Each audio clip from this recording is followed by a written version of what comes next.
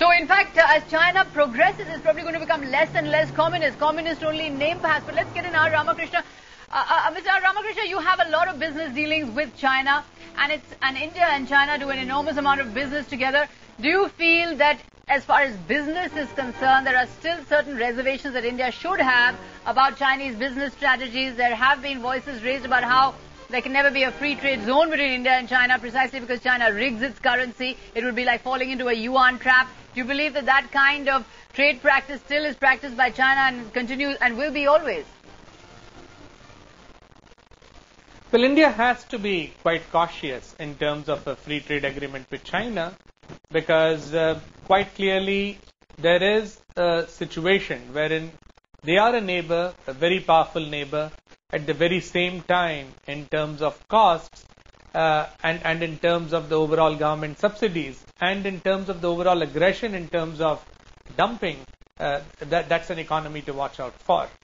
But I think today, when we look at the progress that China has made, particularly in the context of the last 30 years, I mean, I can't help but admire what has been achieved. While the whole nation has a communist cloak over it, but parts of China are far more capitalist than probably even the Western world. And I think in today's context, with the global slowdown, the economic miracle of China, the nearly 8% GDP growth expected in 2009, likely to climb up to 9% next year, is something which is very remarkable.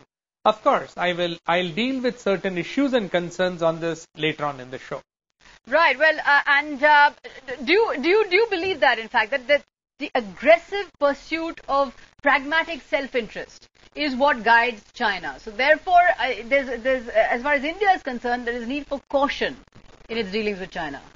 Yes, in the discourse of China, one comes across the emphasis on the comprehensive national strength. Right. Hard power, military power, economic power, soft power.